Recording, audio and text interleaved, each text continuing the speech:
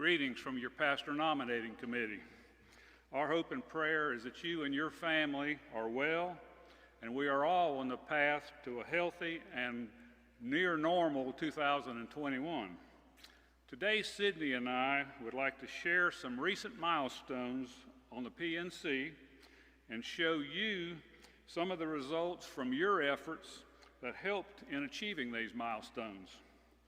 In the January meeting, session approved the final part of our 14-page Ministry Information Form, or MIF. The PNC created this document using information that you provided from the Holy Cow survey, from the Zoom and parking lot congregational roundtable meetings, and from other forms of communication that revealed to us the characteristics that you want in our next pastor, where we are as a church, and where you want to go. Our MIF was then approved by the Foothills Presbyterian. After this, the PNC was able to submit the MIF into the Church Leadership Connection, or CLC. We received our first matching pastor information forms, or PIFs, from the CLC system the last week in January. You can see the blocks in yellow that show that we are now working on evaluating PIFs, listening to sermons, and developing questions for the interview process that will come later. After months of work, we have been able to mark off 5 new blocks associated with the completion and the approval of the MIF in red that are now complete. To keep you informed, this flow chart is on the church website that you can see anytime, and has also been included in the recent email newsletters the past few weeks. Sydney will now share some of the results from your hard work and participation in the survey. As Tom said, the PNC was chosen to represent you. In order to do so, we needed to know how you feel, how you really feel. We needed some sort of survey, and ultimately decided to go with a group, Holy Cow Consulting, that has worked with many churches and has developed and validated their survey tool.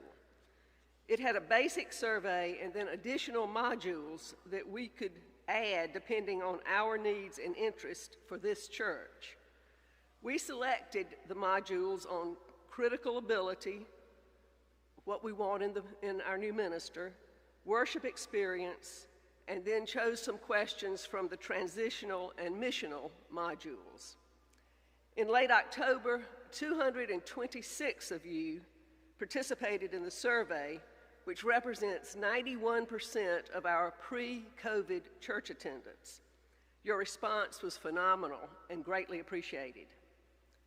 In addition to the formal survey, we hosted 2 events, one on Zoom and one in person in the church parking lot, where we solicited feedback on the church and expectations for our next pastor.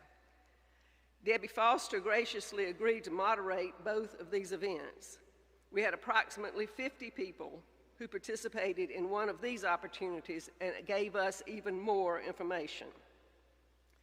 The committee then had a 2-hour session with a consultant from Holy Cow to review the results of the survey. It is full of statistical data, graphs, and conclusions. The full report is in a notebook in the church library if you want to study it. The 1-page executive summary from Holy Cow is on the church web page under the PNC information section. To give you an example of what the report looks like, we're going to share the results of the worship experience module. Okay, the first graph that you see shows the answer to question, "Our worship services prepare me to live a Christian life that makes a difference in the world." As you can see, a large majority of people either strongly agreed, or tended to agree with that statement. The next question that we have a graph for is, I often leave worship energized and inspired. Again, a great many people either strongly agreed, or tended to agree. Then a general question on sermons, not specifically sermons that we hear here now. A sermon that speaks to me and helps in my Christian walk, and you could check anything that applied. And the largest bar on that slide is topical or short biblical stories applied with an analysis to a topic that has direct life applications. The second most number there was expository, which brings out or exposes truth that may be hidden behind words in a section of Scripture. Analytical relates to the data of analyzing a subject in order to extract the greatest amount of truth from it. Analogical communicates a truth contained in analogy for clarification purposes, and biographical is a biography that explores the faith story of an individual's life. So that was an interesting observation. The next question in worship experience was that our worship services help me examine my faith and how to effectively apply that faith in my day-to-day life. Again, we had strong agreement in that question. The next question was that I find the service I primarily attend to be child and family friendly. We had great agreement on that as well. Another question, I believe that prayer is a central element of vital worship. Strongly agree, and tend to agree, definitely had the strongest things there. Then an interesting question from the worship experience module. Please rank from most important to least important the things about your regular worship service that are important to you. And you could only choose one per column. So if you look at the graph there, hymnal music was the thing that we most agreed on. Choral music came in second, the engagement of children, time of the service, day of the service, location of the service, and interestingly enough, the length of the service was the least important of those things to folks in our study. So that is what one module looked like. The final study is, I forget how many pages, but it filled a notebook, and again, you can find it in the church library if you're interested in looking at the entire survey results. But I will tell you, it was very helpful to have someone from Holy Cow who came via Zoom and spent 2 hours explaining the results to the committee. So what did we learn? In short, Central is a healthy church. It confirmed a lot of what we knew about our church and its members. We're flexible, purple but lean conservative, blue and red make purple. We're welcoming, and other things that we know about ourselves as we go from day to day were validated. Approximately 74% of those responding to the survey are satisfied with the church. Members indicated a high level of satisfaction with their trust in church leadership, as well as with the quality and spiritual content of worship services and educational programs. Specifically, we responded that persons who serve as leaders in our church are representative of the membership. The worship services at our church are exceptional in both quality and spiritual content. Our church provides high-quality education that is appropriate to every age and stage of life. Our pastor communicates with people in a way that keeps us informed and connected, and our church changes its program from time to time to meet the changing needs of its members. Other responses indicated an energy in the congregation that Holy Cow called a readiness for ministry. Together, these responses show a congregational understanding of who we want to reach and how we think it should be done. While the survey indicated that we had nothing to fix before calling a new pastor, it did give some areas where the congregation would like to see changes or additional emphasis. Goals for the church include developing and implementing a comprehensive strategy to reach new people and incorporate them into the life of the church, developing ministries that work toward healing those broken by life circumstances, creating more opportunities for people to form meaningful relationships, example, small groups, nurtured friendships, shared meals, etc., and expanding outreach ministries that provide direct services to those living on the margins of society, that is, homeless, immigrant, transient persons. The three priorities we identified through the survey are growth, ministry, and relationships. And of course, we had several hundred individual comments from members.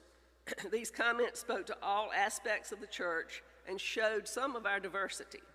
We want more old hymns, need contemporary music as well as many things we all seem to enjoy, like Christmas Eve, special services, children's musical programs, youth-led worship, etc. As I say, there were hundreds of comments, and we promise that we have read all the comments and we take them seriously. As far as what's been happening during COVID, over 74% of the respondents believe our congregation has done a good job at adapting to stay connected during this time. Also, 59% believe the church will be stronger when we finally get back together.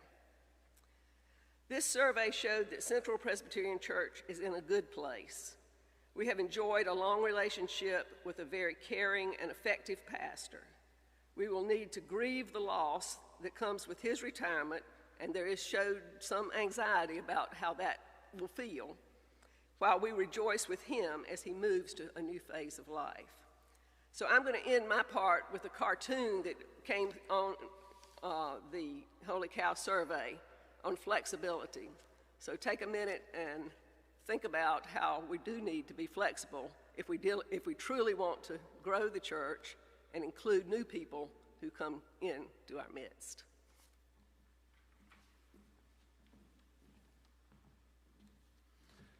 Thank you, Sydney. So, what's next?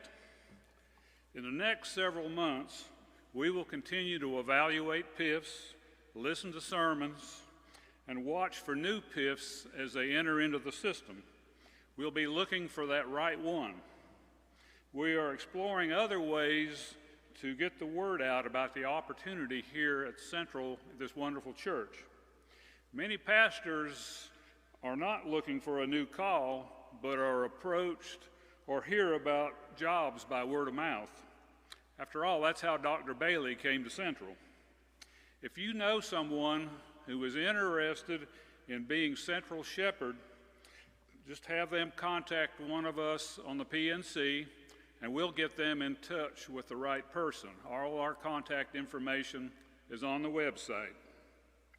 We appreciate your suggestions, but we cannot share their status afterwards just due to the confidentiality of this process. So what happens if we don't find the right person before Dr. Bailey retires? Please know that our job is to find the right person. If we haven't found that person that God has picked out for us before Dr. Bailey retires, there are procedures that take care of this. A specially trained short-term interim minister will be hired to bridge the gap between when Dr. Bailey retires and the PNC finds that right person. Session takes care of this with the guidance of the Presbytery. This accomplishes two things. It gives the PNC more time to find that right person, and then as Sydney mentioned, the survey noted a lot of anxiety with the departure of David leaving at retirement. A temporary interim will allow the congregation time to grieve over David's departure before we welcome our new minister. We will continue to update as where we are on our journey. When we started this process, I mentioned in a communication that the average time to find a new pastor for a church our size is 12 to 18 months. That's pre-COVID. And COVID-19 definitely makes things a little more difficult. We are now in our 7th month. So we're still fairly early on in the process, but the PNC covets your prayers as we diligently work to find that right pastor that's going to fit at Central. Thank you.